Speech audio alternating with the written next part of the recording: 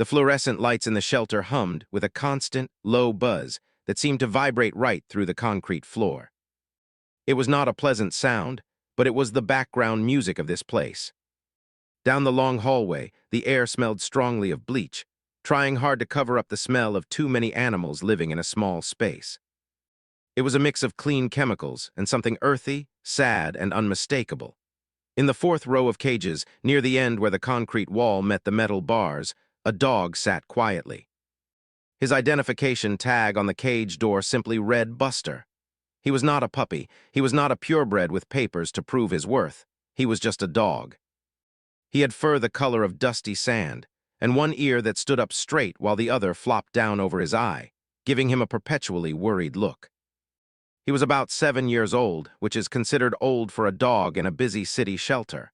Buster had been living in this 4-by-6-foot space for 90 days. In the beginning, he had hope.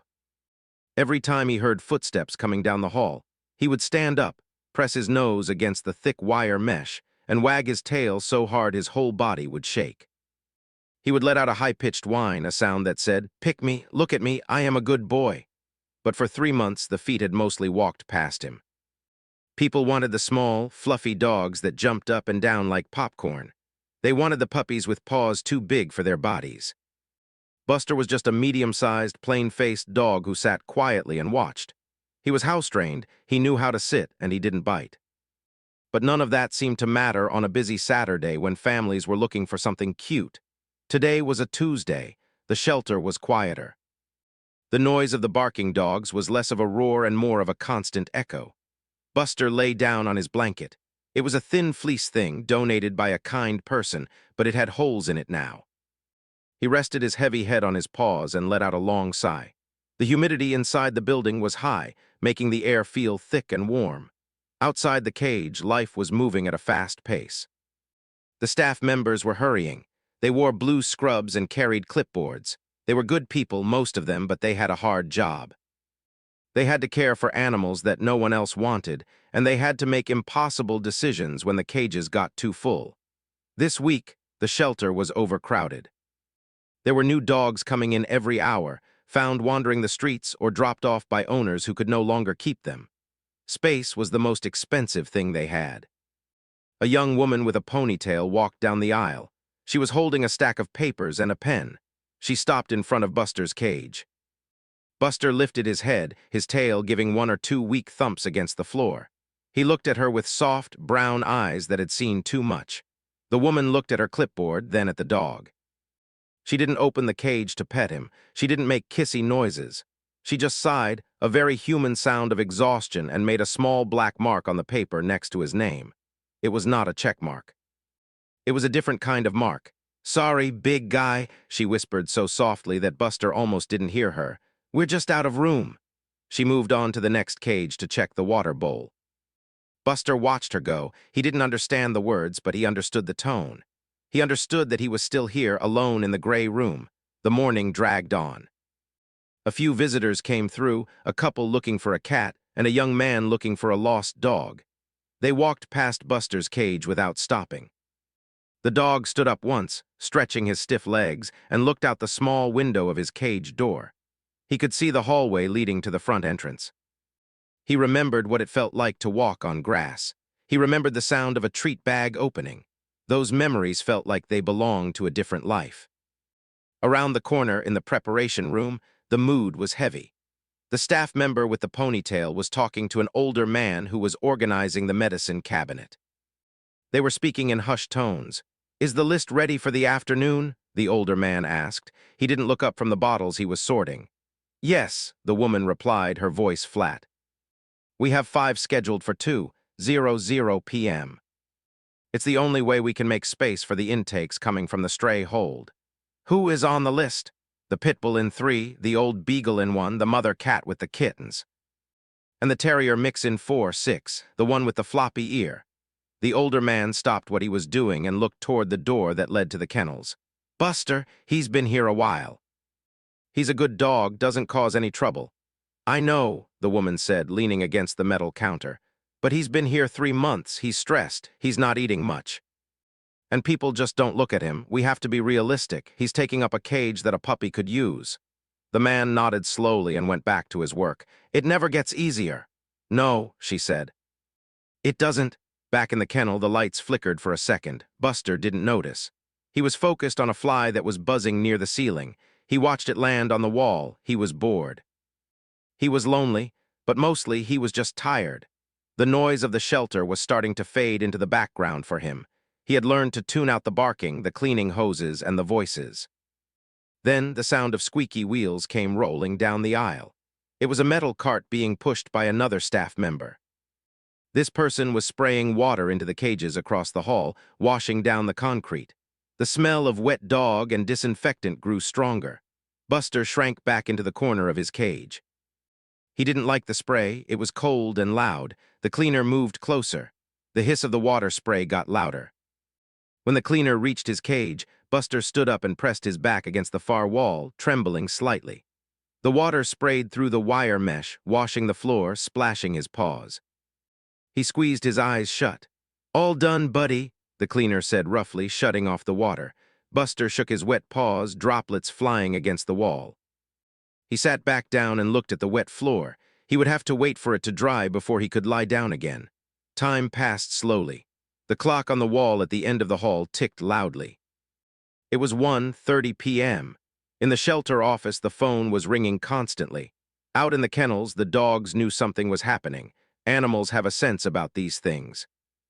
The energy in the building shifted. It became anxious. The barking increased, a chaotic wave of noise that bounced off the painted cinderblock walls. Buster didn't join in the barking. He just sat and stared. His stomach gave a hungry rumble, but he ignored it. The food that had been placed in his bowl that morning was still there, dry and hard. He wasn't hungry. He just wanted out. At 1:45 p.m., the woman with the ponytail came back. This time, she wasn't holding a clipboard. She was holding a leash. She walked down the row, her eyes avoiding the dogs that were jumping at their gates. She had a job to do, and she needed to do it fast. She stopped in front of cage 6. Buster looked up. He saw the leash. For a split second, his tail gave a happy wag. He thought he was going for a walk. He thought, finally, today is the day. He stood up and walked to the front of the cage, his nose pushing through the wire, waiting for her to open the latch. The woman looked at his hopeful face. She saw his tail wagging. She saw the way he looked at her with complete trust, even after months of being ignored. She bit her lip hard. Her hand shook just a little as she reached for the latch. She knew where she was taking him, but she knew she had to be gentle. He deserved that much. "Come on, Buster," she whispered, her voice cracking slightly. "Let's go for a walk." The metal latch clanked loudly as she slid it open. The sound echoed through the noisy room. Buster stepped forward, ready to go. He didn't know that this walk would be his last. He only knew that the door was open, and for a brief moment he wasn't just a number in a cage. He was a dog going outside. The woman clipped the leash onto his collar, took a deep breath, and led him out into the aisle, turning away from the exit doors and toward the quiet room at the back of the building. The clock on the wall showed 1:50 p.m.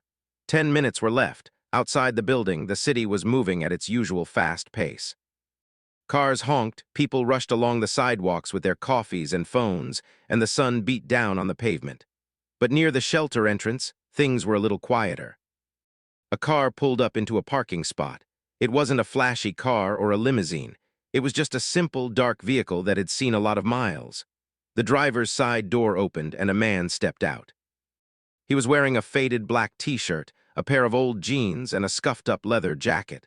On his head, he wore a baseball cap pulled low over his eyes. He looked like any other guy running an errand on a Tuesday afternoon. He didn't have a security guard with him, and he didn't have a camera crew following his every move. It was Keanu Reeves. He stood by his car for a moment, looking at the concrete building in front of him. He took a deep breath, adjusted the strap of his backpack, and walked toward the entrance. When he reached the front of the shelter, the automatic glass doors slid open with a loud hiss. The air inside was cooler and carried that distinct smell of animals and cleaning supplies that hits you immediately. Keanu stepped inside, letting the doors close shut behind him, cutting off the noise of the street. The lobby was small and brightly lit. There was a rack of pamphlets on the wall about spaying and neutering, and a few benches where people usually waited. Today, the benches were empty. Behind the front desk, a young woman with short hair was typing on a computer. She looked tired, her eyes focused on the screen, fingers flying across the keys. She didn't look up right away. Keanu walked up to the counter. He stood there patiently, his hands resting on the edge of the high desk. He didn't clear his throat or tap his fingers to make noise. He just waited. Finally, the woman finished typing and looked up. She blinked a few times, her brain trying to process who was standing in front of her. Her eyes went wide and her mouth opened just a little bit. She recognized him immediately. Everyone did, but she quickly remembered where she was and tried to keep her cool. Hello, she said, her voice wavering just a bit. Can I help you? Keanu smiled, a genuine, warm smile that crinkled the corners of his eyes. Hi there, he said softly. He had a very calm way of speaking. I was hoping to look at the dogs. Maybe adopt one if the connection is right. The woman stared at him for a second, then glanced around the empty lobby as if to check if this was a prank. You want to adopt a dog? Here, yeah, Keanu nodded. I have some space at my place. I think it's time I had a buddy around. The woman stood up, smoothing down her shirt. She was still a bit in shock. Usually when famous people came in, it was for a fundraiser or a photo shoot with the cute, fluffy puppies in the front room. They rarely wanted to walk through the back. Well, sure, she stammered. We have the visiting room open. Do you know what kind of dog you are looking for? We have some puppies in the first room that just came in. Keanu shook his head gently, cutting her off. No, not puppies, he said. Puppies are great, but they find homes fast. I want to see the older ones, the ones that have been here a while. The guys who are having a tough time getting picked. The woman's expression softened. She looked at him with new respect. She leaned against the counter, lowering her voice. That's really nice of you. The back kennels are tough. It's loud and it's sad back there. Are you sure you don't want to start with the puppies? I'm sure, Keanu said firmly but kindly. I'd like to see the dogs that need the most help. The woman nodded. She came out from behind the desk and grabbed a clipboard. Okay, follow me. We have to go through the staff door to get to the general population. She led him away from the colorful, painted lobby and toward a gray metal door. She pushed it open and the noise level instantly jumped up. It was a wall of sound, barking, yipping, and the echoes of dogs bouncing off the concrete walls. They walked down a long hallway. On either side there were rows of cages. Keanu didn't rush. He walked slowly, looking into every single cage they passed. He didn't just look at the dogs, he looked at them with respect. In the first few cages, the dogs were going crazy. They were jumping up and down, spinning in circles and barking their heads off, trying to get his attention. Keanu would stop, put his hand up to the wire and let them sniff his fingers. Whoa, easy now, he would say, laughing softly as a wet tongue licked his hand. He looked at a young, energetic Labrador mix who was practically doing backflips. He's cute, the staff member noted. Very high energy, though. He's a good boy, Keanu said, scratching the dog's ear one last time. But he's young, someone will grab him. He kept walking. The air grew warmer and a bit more stale the further they went. The smell of bleach was stronger here. They passed the row for the small dogs, terriers and chihuahuas who were shaking and barking in high-pitched voices. Keanu crouched down to look at a tiny, shaking dog wrapped in a blanket. Hey, little one, he whispered. The dog stopped barking and just looked at him with big, scared eyes. Keanu stayed there for a moment, offering a calm presence before standing up and moving on. They reached the end of the hall. The staff member turned to him. Most people stop here. These next few rows are the long-timers. Some of them have behavior issues, some are just too old, and some. Well, people just walk right past them. Keanu adjusted his cap and looked down the long, dim corridor. Let's go. He walked with his hands in his pockets, his head down slightly, observing everything. He saw a dog that was cowering in the back corner of its cage, too scared to come forward. He saw another dog that was barking aggressively, shielding a food bowl. He looked at them all without judgment. He knew that being in a cage was hard. It made dogs act crazy. It made them scared.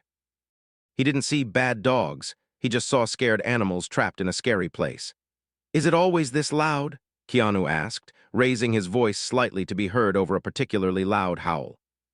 Pretty much, the woman replied. It stresses them out, which makes them louder, which stresses them out more. It's a hard cycle to break. Keanu nodded. He stopped in front of a cage where a large, graying dog was lying down, not even bothering to stand up. The dog just watched him with tired eyes. Keanu squatted down.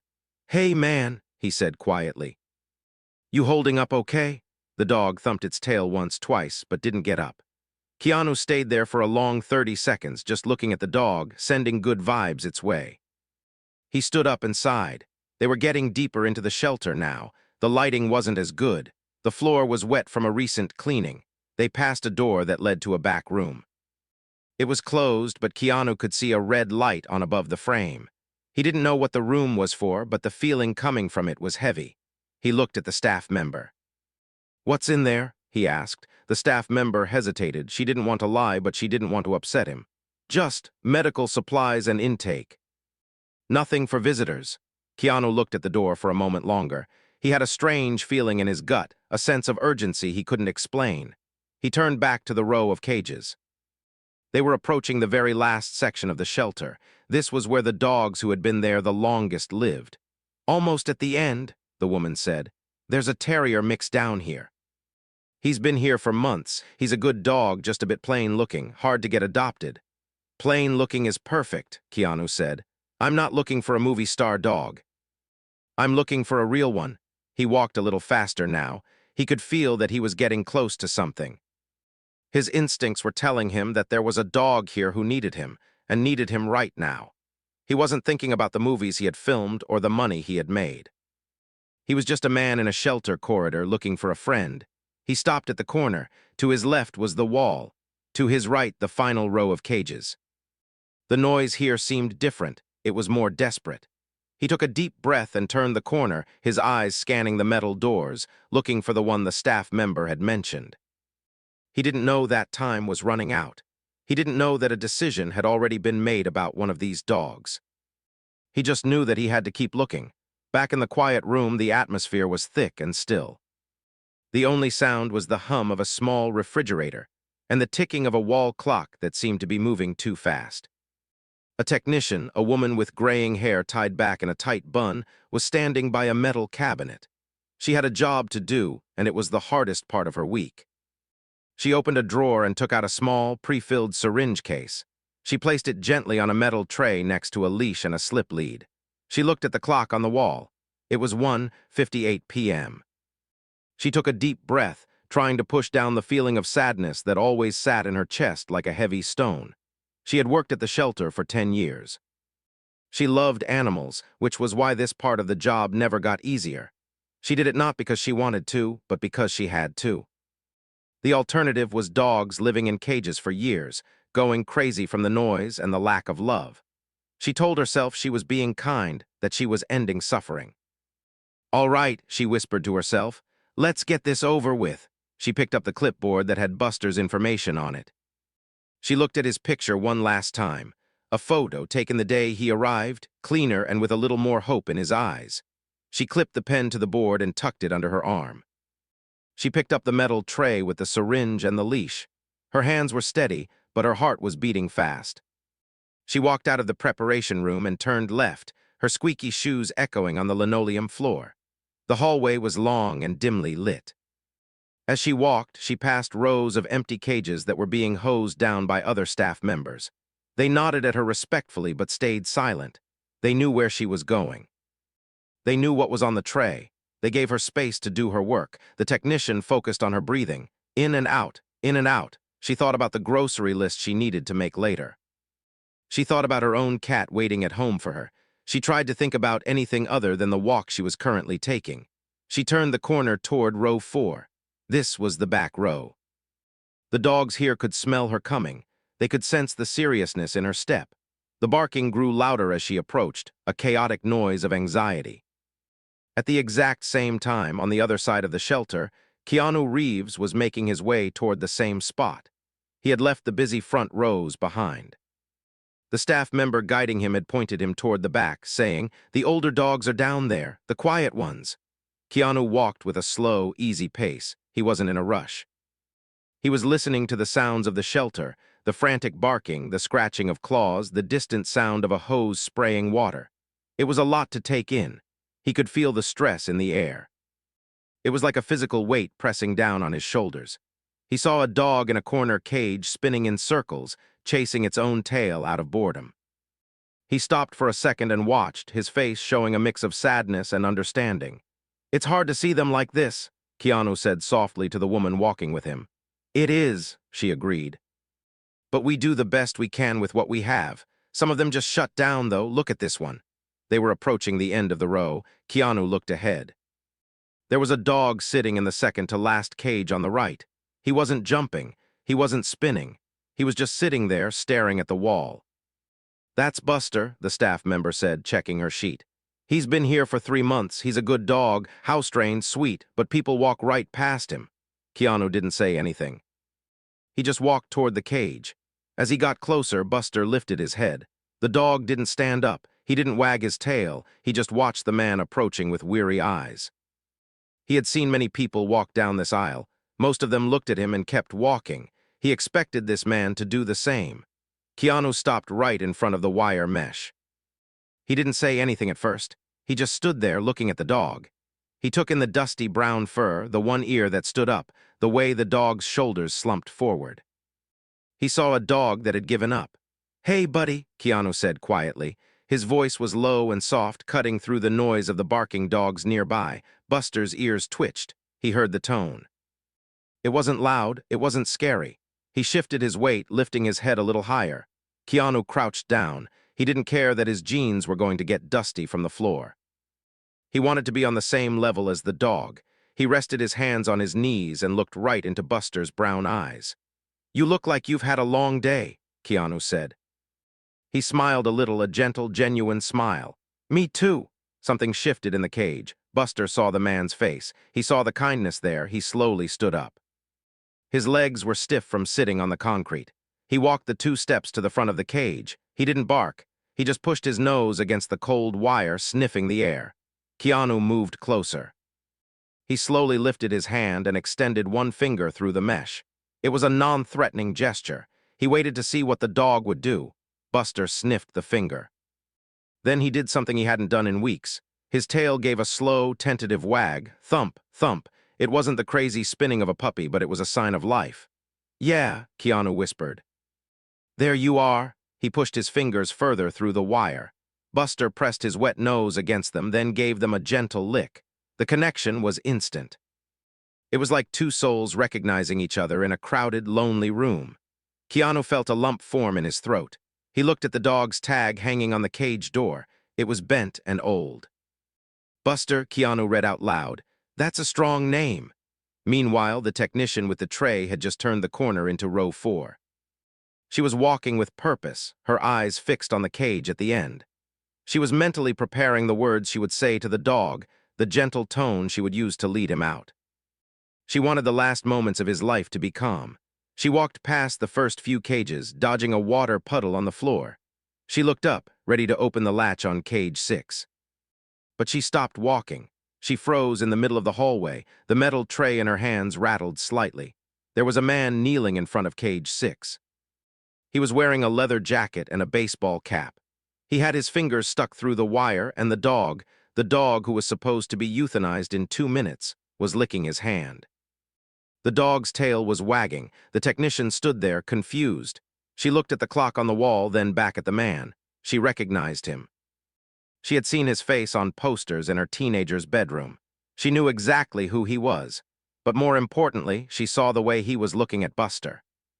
He wasn't looking at him like he was a shelter animal. He was looking at him like he was a friend. The technician took a step forward. Her shoes squeaked on the floor. "Sir," she said, her voice sounding unsure and shaky. She tightened her grip on the clipboard. I need this cage." Keanu turned his head. He looked up at the woman standing behind him. He saw the tray in her hands. He saw the syringe case. He saw the paperwork with the red marks on it. He didn't need to be a genius to figure out what was happening. He understood immediately. The realization hit him like a physical blow. This wasn't just a random adoption. This was a rescue mission, and he had arrived at the very last second. He stood up slowly, but he didn't take his eyes off Buster. The dog whined softly, nudging his hand through the wire, not wanting the contact to end. "Is this the one?" Keanu asked. His voice was serious. There was no joking in it now. He looked the technician right in the eyes. The technician felt her face flush hot. She felt embarrassed and relieved all at the same time. She looked at the dog, who was looking at Keanu with pure hope. "Yes," the technician said quietly. She looked down at her clipboard. "He's scheduled for right now. We're full. He's been here too long." Keanu looked back at the dog. Buster was sitting still again, watching the man, waiting to see if he would stay or walk away like all the others. Keanu reached into his pocket and pulled out his wallet. He didn't open it yet. He just looked at the woman and said the words she desperately wanted to hear. "I'm interested," he said simply. "Let's get him out of here." The technician stood frozen in the middle of the hallway. The words hung in the stale air between them, heavy and unbelievable. She looked down at the metal tray in her hands. The syringe sat there, glinting under the harsh fluorescent lights.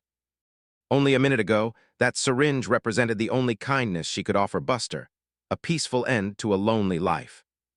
Now, looking at the man in the leather jacket, the tray felt like a heavy weight she didn't want to carry anymore. She blinked rapidly, trying to clear the shock from her vision. She had worked here for a long time, and miracles didn't happen often. Usually, the phone rang or no one came and the schedule had to be kept. But today, the schedule had just been broken by a movie star with kind eyes. You want to adopt him?" she asked, her voice trembling just a little. "Right now, you understand he isn't a puppy. He has some years on him." Keanu nodded calmly. He didn't look away from the dog. "I know, I like his face. He looks like a friend." He reached his hand back through the wire mesh, and Buster immediately pressed his wet nose against his palm, letting out a soft whine that sounded like a plea. "Yeah, I'm taking him." The technician felt a sudden rush of relief wash over her, so strong it made her knees weak. She quickly stepped forward and placed the metal tray on a nearby cleaning cart. She didn't need it anymore. She picked up her clipboard and frantically flipped to the page for the afternoon.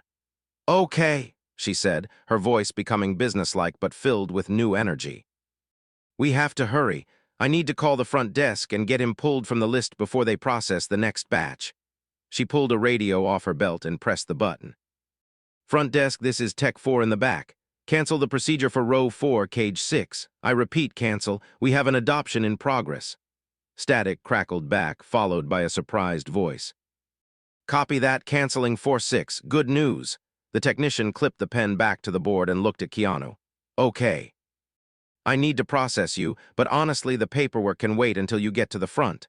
The most important thing is getting him out of this cage."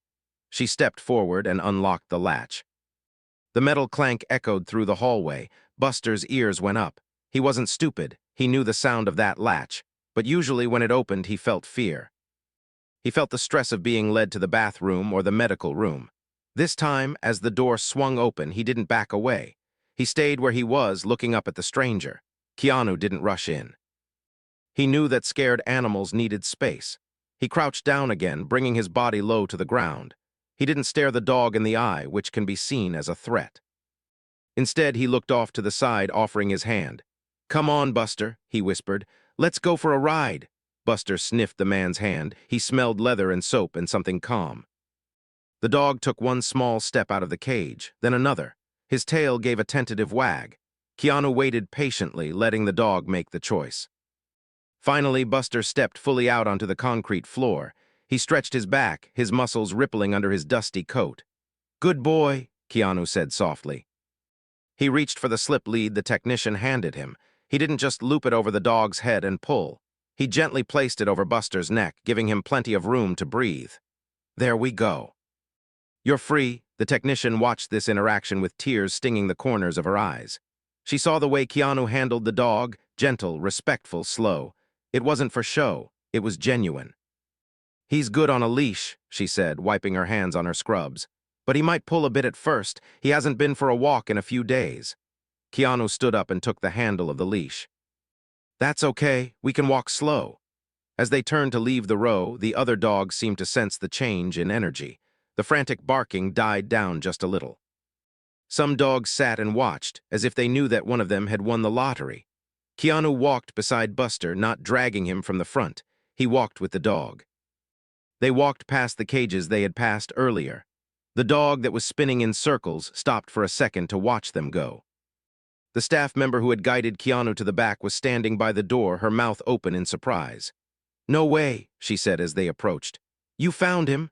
Keanu smiled, a tired but happy smile. "Yeah, this is Buster. We're heading out."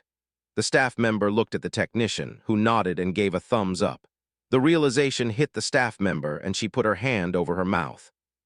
"Oh my gosh, I thought for sure he was." "He was," the technician said quietly, "but not today." Keanu didn't want to make a big scene, he just wanted to get Buster to his car.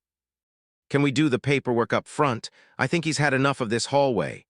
"Absolutely," the staff member said, holding the heavy metal door open for them. As they walked out of the kennel area and into the brighter hallway of the administration wing, the air felt different. It smelled less like bleach and more like office coffee and carpet. Buster trotted along beside Keanu, his head held higher than it had in months. He looked up at Keanu every few seconds, as if to check if this was really happening. Keanu would give the leash a little gentle shake or say, "Ata boy," reassuring him. They reached the front counter. The receptionist, who had been so shocked earlier, was now beaming. She had already heard the radio call. She pulled out the adoption forms, sliding them across the counter with a pen. "Just sign here and here," she said, pointing to the lines. She was trying to be professional, but her excitement was leaking out. "Usually, there's a waiting period and a background check, but under the circumstances." "Well, we can speed things up." Keanu leaned against the counter, one hand still holding the leash tight. Buster was sitting patiently at his feet, leaning his leg against Keanu's boot. The dog felt the warmth of the human and closed his eyes, just enjoying the contact. While Keanu filled out the forms, writing his name and address in a neat, legible hand, the technician from the back came walking up. She had put away the euthanasia kit and washed her hands. She looked lighter, as if she had taken off a heavy backpack. "I just wanted to say thank you," she said to Keanu, ignoring the papers. "I know he's not a fancy dog, but he deserves a chance. He really is a sweet soul. He was just forgotten." Keanu stopped writing. He looked at the woman, then down at Buster. He reached down and scratched the dog behind the floppy ear. Buster leaned into the scratch, his back leg kicking involuntarily. "We're all just looking for a home, right?" Keanu said softly. "I think he found his." The receptionist slid a paper across the desk for a microchip registration.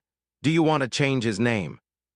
"A lot of people like to give a new name for a fresh start." Keanu looked down at the dog. Buster looked up, his brown eyes full of trust. "Nah," Keanu said. "He answers to Buster. It's a good name." "It fits him."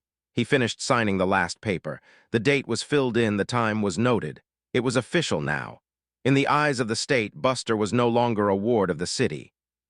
He was private property. He was a companion. "Okay, that's it," the receptionist said, stamping the papers with a loud asterisk thud. "He's all yours." Keanu took the copy of the paperwork and folded it up, putting it in his jacket pocket. He picked up the leash again. He didn't tug or pull. He just looked at the dog. "Ready, Buster?" Buster stood up, his tail wagging in a full, wide circle for the first time.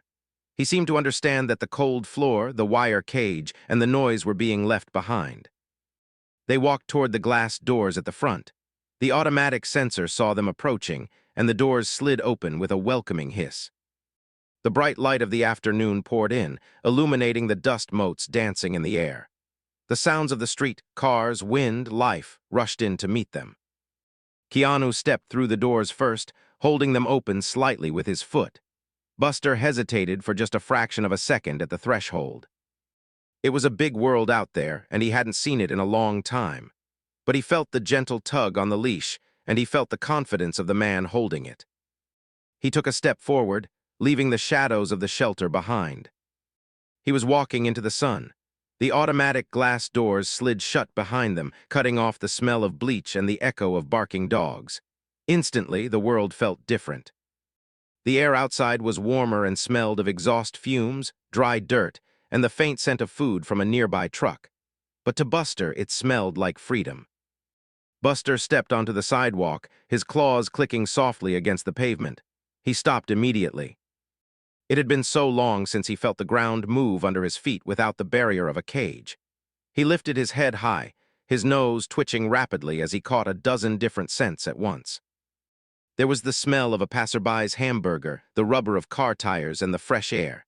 It was overwhelming, but in a good way. He looked around, his eyes wide, taking in the parked cars, the streetlights, and the vast open sky above him. Keanu stood patiently beside him, holding the leash loosely. He didn't tug or try to hurry the dog along. He knew this was a big moment for Buster. He stood still, letting the dog take his time. A few people walked by on the sidewalk. They did a double take when they saw the famous actor standing there. But Keanu just gave a small nod and turned his attention back to the dog. Today wasn't about being a celebrity, it was about being a companion. "You okay, buddy?" Keanu asked softly, leaning down slightly. "It's a big world out here, huh?" Buster looked up at him, his tail giving a slow, steady wag. He seemed to be asking, "Is this real?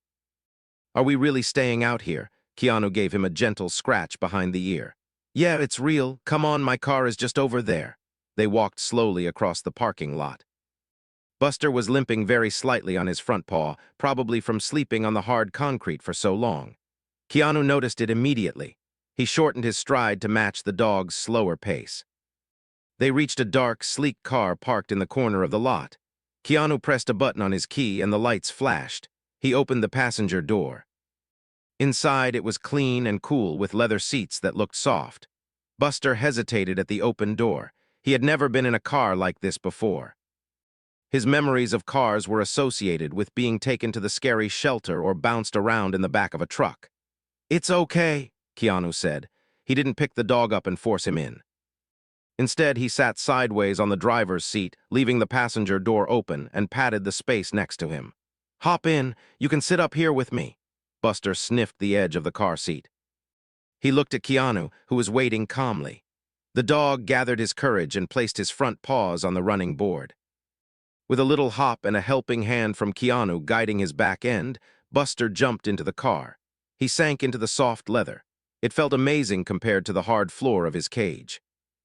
Keanu closed the door and walked around to the driver's side. He got in and started the engine. The car purred to life, a quiet, smooth sound. Buster tensed up for a second, his ears going back, but as Keanu pulled out of the parking lot slowly, the dog began to relax. He realized that this vehicle was safe. It smelled like the man sitting next to him, clean and calm. As they drove down the busy street, Buster became fascinated by the window. He stood up on his seat, his paws on the door, and watched the world go by. Trees rushed past in a green blur. Other cars zipped by. He saw a kid on a bicycle and a cat sitting on a porch. For 3 months, his world had been 4 walls. Now it was endless. Keanu drove with one hand on the wheel and the other resting near the dog, offering comfort whenever traffic got loud. "Look at that, Buster," he said as they passed a large park. "That's grass. We'll get you some grass soon." After about 20 minutes of driving, the city buildings began to fade away. They moved into a quieter area with fewer cars and more trees. The sun was beginning to dip lower in the sky, casting a warm, golden light over everything. Keanu turned the car into a small lot near a park. He parked the car and turned off the engine. "I know you just got out, but I thought we might make a quick stop," Keanu said to the dog. He opened the door. "You need to stretch your legs properly." They walked into the park. It was mostly empty, save for a few joggers in the distance. Keanu found a quiet spot under a large oak tree and unclipped the leash. The park was fenced, and he wanted to let Buster feel what it was like to run without being tied to anything. Buster stood still for a moment, confused. He looked at Keanu, then at the open grass. He took a few tentative steps. Then, feeling the soft earth under his paws, something clicked. He let out a loud bark, a sound of pure joy, and took off running. He didn't run fast because he was a bit out of shape, but he ran with his whole heart. He zoomed in a circle, his ears flopping in the wind, then rolled onto his back, wiggling in the grass. Keanu stood by the tree, laughing softly. It was a genuine laugh that reached his eyes. He watched the dog celebrate his freedom. It was a simple thing, just a dog in a park, but it felt profound. This dog had been on a list to die just an hour ago. Now he was rolling in the grass, happy to be alive. "You earned that, buddy," Keanu called out. After a few minutes, Buster tired himself out. He trotted back to Keanu, his tongue hanging out the side of his mouth, panting happily. He sat down by Keanu's feet and leaned against his leg. Keanu bent down and clipped the leash back on.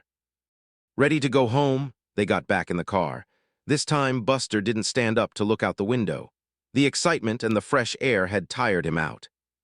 He curled up in the passenger seat, resting his head on Keanu's thigh, and closed his eyes. He was asleep before they even left the parking lot. The drive to the house was peaceful. The sun was setting now, painting the sky in shades of purple and orange. Keanu drove carefully, trying not to disturb the sleeping dog. He turned onto a quiet street lined with trees and pulled into a driveway of a modest, one-story house. It wasn't a mansion, just a comfortable place with a nice yard. He turned off the car and sat quietly for a moment, not wanting to wake Buster just yet. He looked down at the dusty brown dog. It was hard to believe that this gentle soul had so close to the end. It made Keanu think about luck and timing. He knew he had been lucky in his own life, in ways he didn't always talk about. Today, he got to use some of that luck to help someone else. "Hey, Buster," he whispered softly. "We're here." Buster lifted his head, blinking his eyes. He looked around, confused for a second, until he recognized the man beside him. He let out a big yawn and stretched his front legs. They got out of the car. Keanu opened the front door of his house and led Buster inside. It was quiet and cool inside. The floors were wood, but there were rugs scattered around. Buster walked in cautiously, his nails clicking on the floor. He sniffed the air. It smelled like a home. It didn't smell like fear or bleach. Keanu closed the front door, shutting the rest of the world out. "This is it," he said to the dog. "This is your place now." He walked into the kitchen and opened a cabinet. He took out a ceramic bowl. He filled it with fresh, cool water and placed it on the floor on a rug. Buster looked at it, then up at Keanu. "Go ahead," Keanu encouraged him. Buster drank. He drank for a long time, the water splashing slightly onto the floor. When he was done, he let out a satisfied sigh and looked around. There was a soft-looking dog bed in the corner of the living room, already there, as if Keanu had been planning this for a long time. Keanu took off his jacket and hung it up. He sat down on the floor, right there on the rug. He didn't sit on the couch. He sat at Buster's level. He patted the space next to him. Buster didn't hesitate this time. He walked over and collapsed next to the man.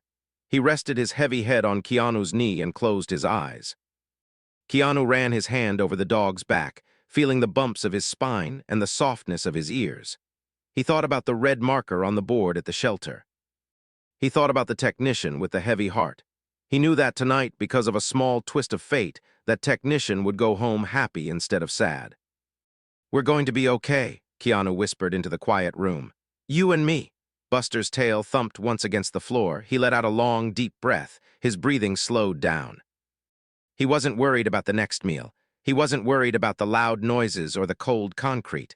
He was warm, he was full, and he was loved. The long wait in the cage was over. The nightmare was finished. As the sun completely set and the room grew dark, Buster fell into a deep, peaceful sleep, finally home.